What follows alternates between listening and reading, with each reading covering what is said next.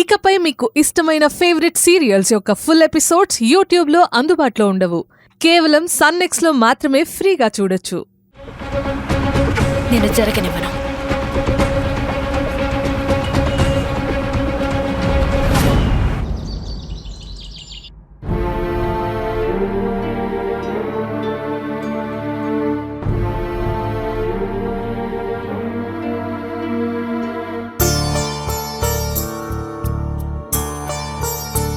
శృతిని నిద్ర లేపుదామంటే పాప నిద్రపోతుంది. అసలే నిన్న పూజలో పని చేసి అలసిపోయింది. పోనీలే, కాసేపు ఆగాక నిద్ర లేపుతాను.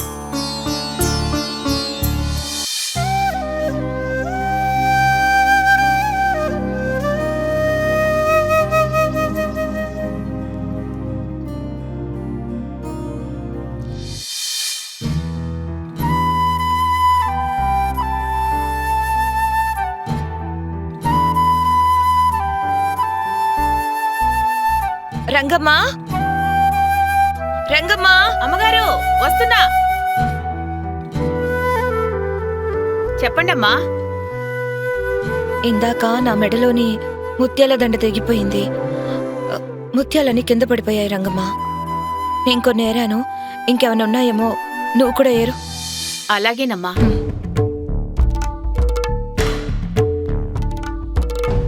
అక్కడ చూడు.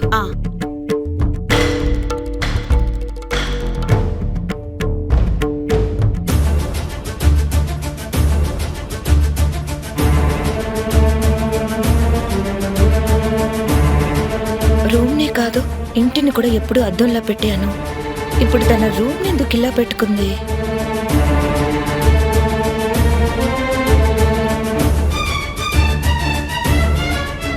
అను, ఏమైంది? ఏం లేదక్క. అను, ఇలా చూడు. నువ్వు ఒంటరిగా ఇంకెప్పుడు ఇలా బాధపడకు, ఓకే?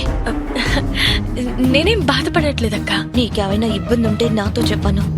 అనుకి మధ్య హెల్త్ బాగుండడం లేదో ఏంటో, ఏ విషయమో చెప్తా. అడిగితే నాకేం కాలేదు, నేను బాగానే ఉన్నాను అంటుంది. ఏమిటో అను, ఎప్పటికీ అర్థం కాదు.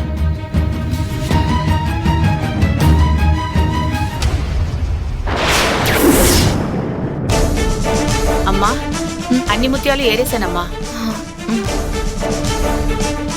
ఇందులో వేసాయి.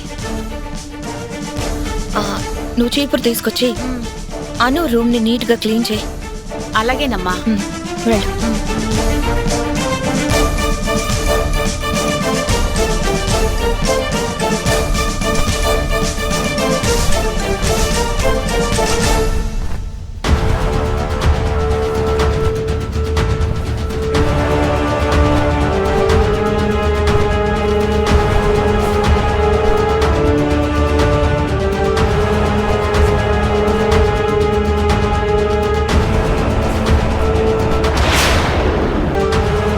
అమ్మా, టాబ్లెట్లు.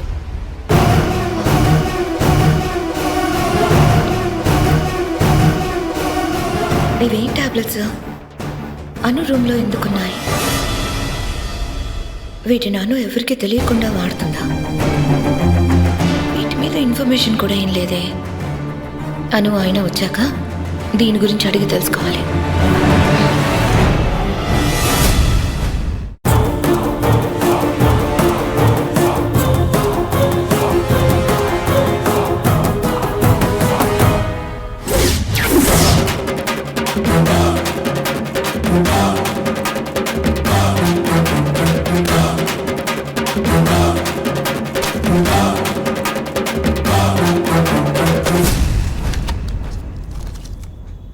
అమ్మా,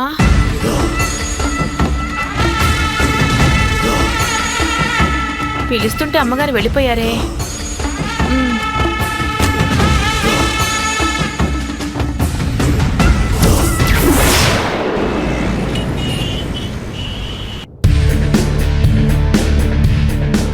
good morning sir. Good morning. చెప్పండి సార్. సీసీటీవీ ఫుటేజ్ మొత్తం చెక్ చేశారా? చెక్ చేస్తున్నాం సార్. రండి సార్. రా.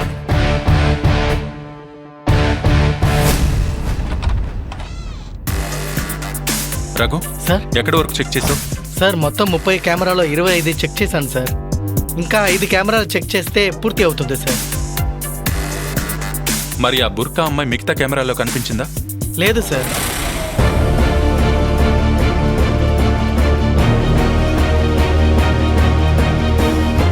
సార్, ఇది మన రిసెప్షన్ ముందున్న కెమెరా సార్.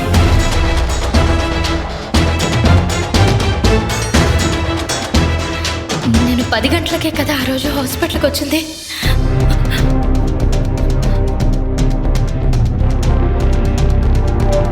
బావా, ఆ ఫుటేజ్ దొరకదు కానీ మనం వెళ్ళి వాళ్ళకి సర్ది చెప్దాం పదా, లేకపోతే వాళ్ళు మళ్ళీ గొడవ చేస్తారు. అను, ఇంకా 3 కెమెరాల ఫుటేజే మిగిలింది. ఫాస్ట్ ఫార్వర్డ్లో అవి కూడా చూసి వెళ్తా. కొంచెం ఫార్వర్డ్ చేయి. Okay sir. బావా, ఆవిడ వచ్చినప్పుడు సీసీ కెమెరాలు పనిచేయలేదు అనుకుంటా, అందుకే ఆవిడెక్కడా కనిపించట్లేదు. లేదను, సీసీటీవీ కెమెరాస్ అన్నీ పర్ఫెక్ట్గా పనిచేస్తున్నాయి. కొంచెం సేపట్లో ఆవిడ కనిపిస్తుంది చూడు.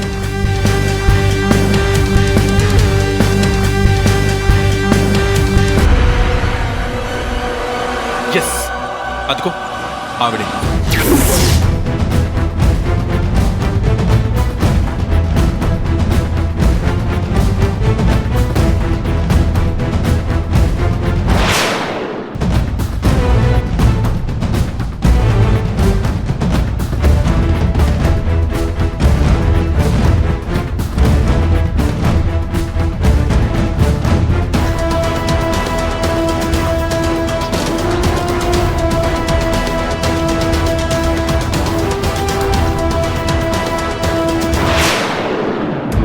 షిట్, ఫేస్ కనిపించలేదు.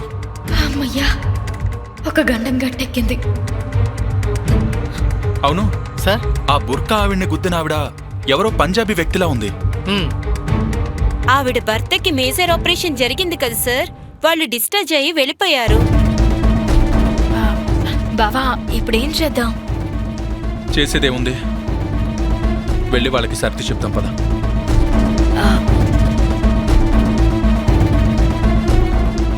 మీరు మళ్ళీ ఒకసారి చెక్ చేయండి.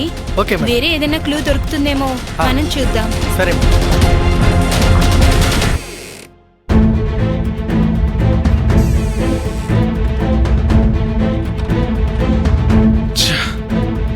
ఆవిడ ఎవరో తెలిస్తే వాళ్ళకి చూపించి వాళ్ళ కళ్ళల్లో ఆనందం చూడాలనుకున్నాను. ఇప్పుడు నిరాశ చూడాల్సి వస్తుంది. బావా, తనకి తన గురించి తెలియడం, చెప్పుకోవడం ఇష్టం లేదేమో, అందుకే బ్లడ్ ఇచ్చి కురిసిన మేఘంలా వేగంగా వెళ్ళిపోయింది. ఆకలి తీర్చి డబ్బుల్ని, సహాయం చేసే కృతజ్ఞతని ఎవ్వరూ ఆశించకూడదు అని నువ్వే చెప్పావు కదా. ఆవిడ నిలబెట్టింది ఒక ప్రాణాన్ని.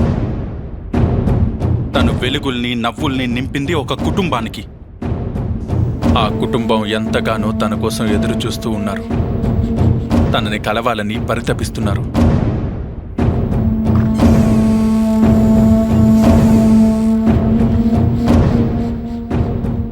లావణ్య, సార్,